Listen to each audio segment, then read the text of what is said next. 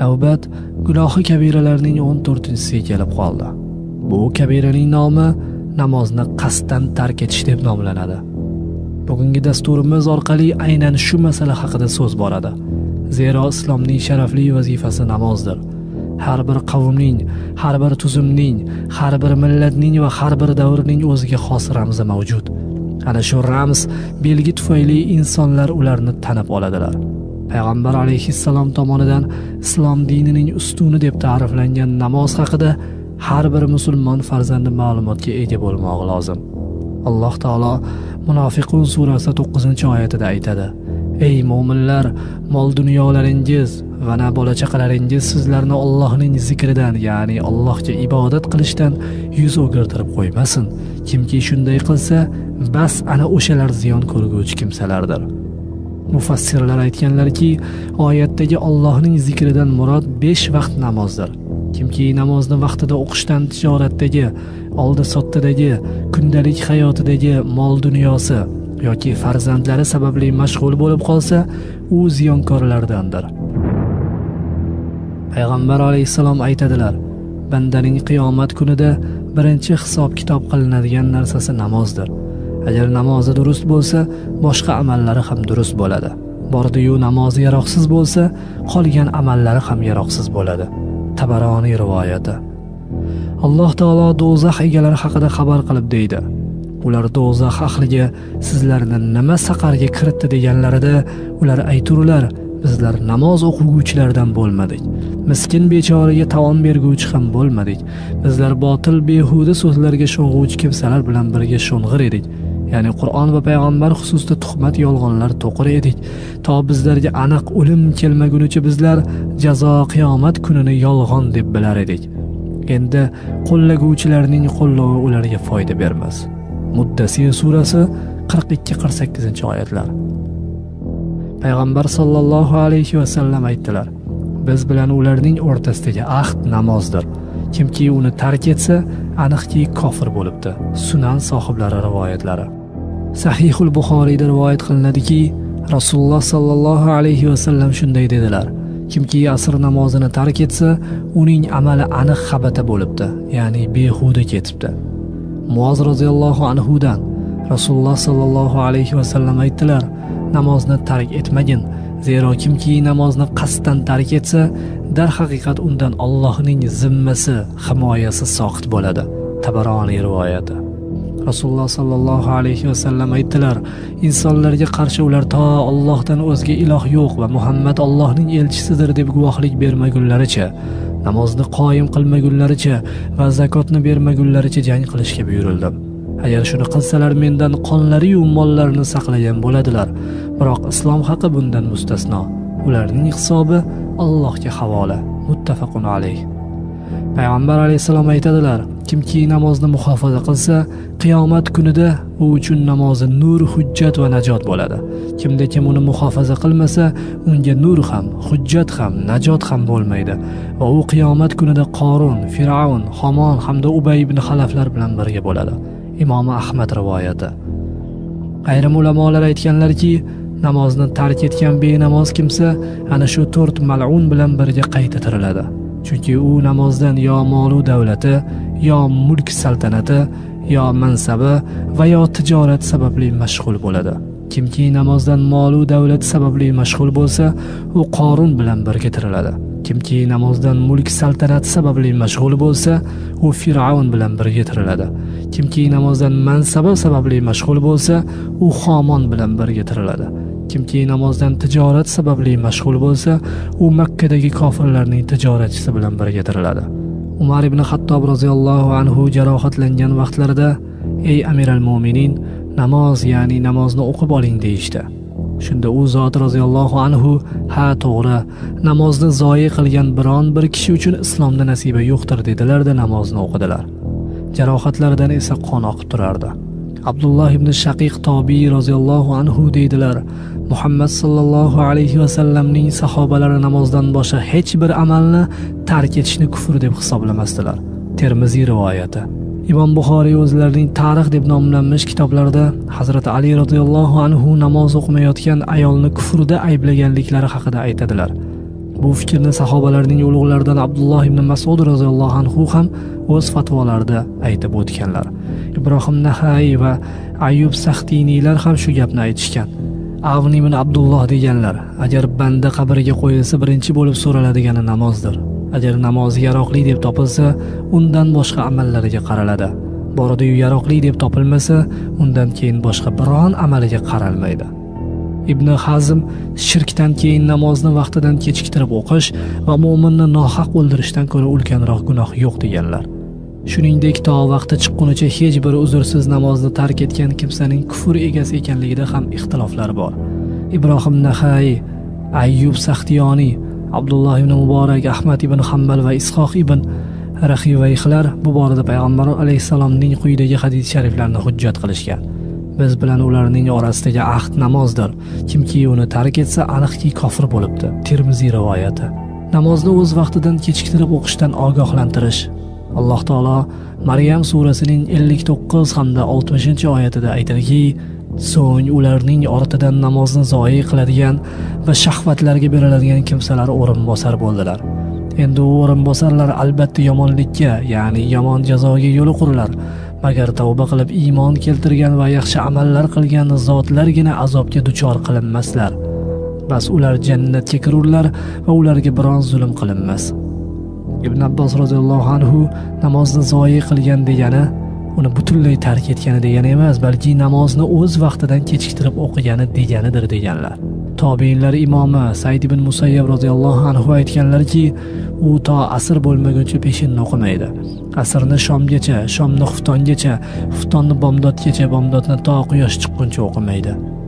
Shu holatga odatlangan ko'yi vafot etgan va tavba qilmagan kimsaga Alloh g'oyi bilan tahdid soldi. Ya'ni g'oyi jahannamdagi juda chuqur o'ta badbo'y vodiydir. Alloh taolo boshqa bir oyatda aytadiki: bas namozlarini unutib qo'yadigan kimsalar bo'lgan namozxonlarga halokat bo'lgayki. Maun surasi 4-5-oyatlar. Said ibn Abu Waqqos roziyallohu anhu dan namozlarini unutib qo'yadigan kimsalar haqida so'raganlarida u vaqtni kechiktirish, ya'ni namozni o'z vaqtidan kechiktirib o'qish deya javob bergan ekanlar. Ular qo'shtirnoq ichida namozxon deb nomlandi.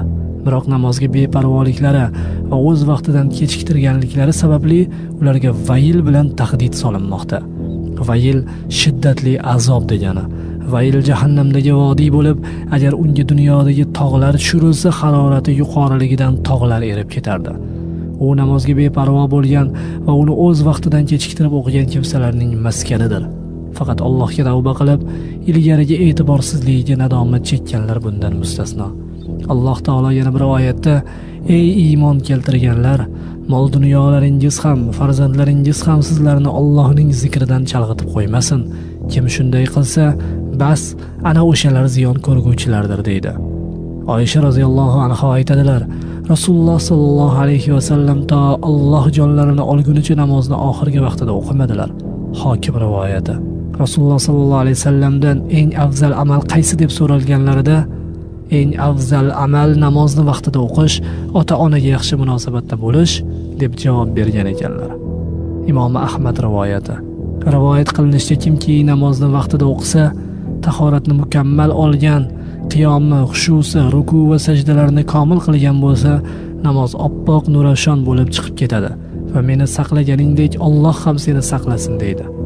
Kimda kim uni o'z vaqtidan boshqa paytda o'qisa, tahoratni to'liq olmasa, xushusi, ruku va sajdalarni komil qilmasa, namoz qop-qora zulmatli bo'lib chiqib ketadi va meni zoyi qilganingdek Alloh ham seni zoyi qilsin deydi. Hatto Alloh xohlagan joyga yetgach, xuddi eski kiyimga o'xshab o'raladi-da, uning yuziga uriladi. Abdulloh ibn Amr roziyallohu anhu dan rivoyat qilinadiki, Rasululloh sallallohu alayhi vasallam aytdilar: 3 toifa odamning namozini Alloh taolo qabul qilmaydi. Qavm uni yoqtirmasa-da, ularga imomlik qiladigan kishini, namozga orqa tomondan keladigan kishini, ya'ni orqa tomondan, ya'ni namozni vaqti o'tgandan keyin o'qiydigan kimsa haqida gap ketyapti, va o'zi ozod qilgan odamni qul qilib olgan kishini. Abu Dovud hamda Ibn Moja rivoyati. Rivoyat qilinadiki, kimda kim 2 namozni uzrsiz jam qilib o'qiydigan bo'lsa, u gunoh kabira eshiklaridan birini ochgan bo'ladi. Ibn Abbos roziyallohu anhu aytganlar: agar qiyomat kuni bo'lsa, bir kishini olib kelib Alloh azza va jallaning huzuriga hozir qilishadi. Shunda uni do'zaxga tashlashni buyuradi. Ey Rabbim, nima uchun deb so'ralganida Alloh taolo namozni vaqtidan kechiktirganing va mening nomim bilan yolg'on qasam ichganing uchun deydi. Namozni chala o'qiydigan, uning ruku va sajdalarini to'liq qilmaydigan kimsaning uqubati ham og'ir bo'ladi. Bas, namozlarini unutib qo'yadigan namozxonlarga vayl bo'lsin oyatining tafsirida shunday deyilgan. U namozni chala o'qiydigan, ruku va sajdalarini to'liq qilmaydigan kimsadir. Abu Hurayra roziyallohu anhu dan rivoyat qilinadi. Bir kishi masjidga kirib keldi. Rasul akram sallallohu alayhi vasallam masjidning bir chekkasida o'tirgan edilar. U kishi namoz o'qidi-da, kelib u zotga salom berdi. Rasululloh sallallohu alayhi vasallam unga senga ham salom bo'lsin, qaytib borib namoz o'qi, sen namoz o'qiganing yo'q dedilar. U namoz o'qidi-da kelib salom berdi. Senga ham salom bo'lsin, qaytib borib boshqatdan o'qi, sen namoz o'qiganing yo'q dedilar. U namoz o'qidi-da kelib salom berdi. Senga ham salom bo'lsin, qaytib borib boshqatdan o'qi, sen namoz o'qiganing yo'q dedilar.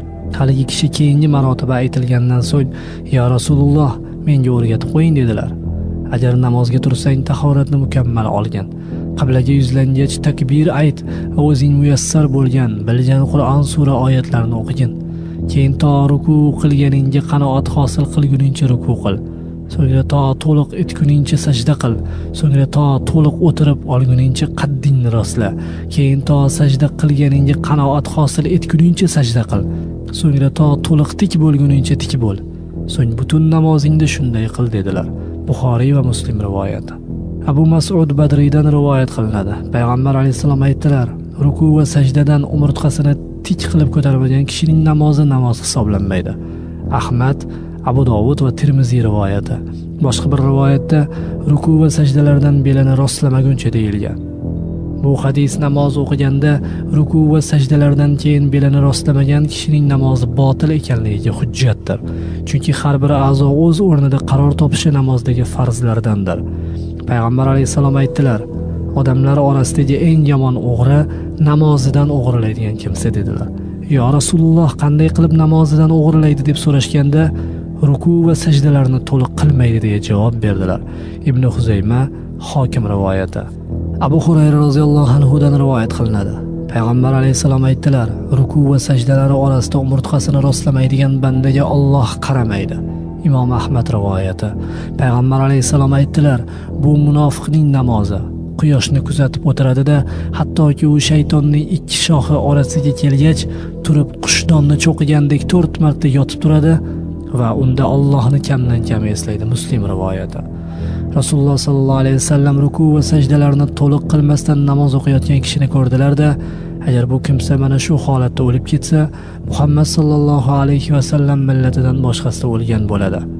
Tabaroniy va Ibn Huzayma rivoyati. Ibn Abbos roziyallohu anhu dan rivoyat qilinadi. Payg'ambar alayhisalom 7 ta a'zo bilan sajda qilishga buyurildim. Peshona, qo'llari bilan burunlariga ham ishora qildilar. 2 qo'l, 2 tizza va 2 qadam bilan dedilar. Muttafaqun alayh. Boshqa bir rivoyatda 7 ta a'zo bilan sajda qilgach, soch va kiyimni yig'ib olmaslikka buyurildim. Peshona va burun, 2 qo'l, 2 tizza hamda 2 qadam deyilgan. Muslim hamda Nasai rivoyati. Kimki namoz o'qiyotganda qaysi a'zosining namozdagi haqqini ado etmas ekan, to namoz o'qib bo'lgunicha o'sha a'zo unga la'nat aytib turadi. Rivoyat qilinadiki, har bir namozxonning o'ng tomonida bir farishta, chap tomonida bir farishta bo'ladi. Agar u namozni to'liq o'qisa, namozni olib chiqib ketadilar. Agar to'liq o'qimasa, namoz bilan uning yuziga uradilar. Salmon Farsi roziyallohu anhu aytganlar: namoz o'lchovdir. Kim vafo qilsa vafo ko'radi. Kim urib qolsa, Alloh urib qoluvchilar haqida nima deganini yaxshi bilasizlar. Alloh taolo o'lchov va tarozidan urib qoluvchi kimsalarga vayl bo'lsin degan. Imom Buxoriy rivoyat qiladilarki, Huzayfa ibn Yamon ruku va sajdalarni to'liq qilmasdan namoz o'qiyotgan kishini ko'rdi-da, unga: sen namoz o'qimading. Agar o'lsang, Alloh Muhammad alayhissalomga tabiat qilib bergan fitratdan boshqasida o'lgan bo'lasan dedi.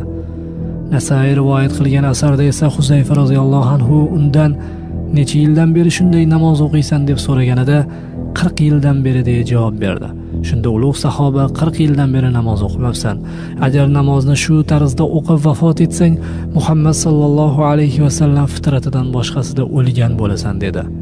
Hasan Basriy aytganlarki, ey odam farzandi, agar senga namozing qadrsiz bo'lsa, u holda diningdagi qaysi narsa sen uchun aziz?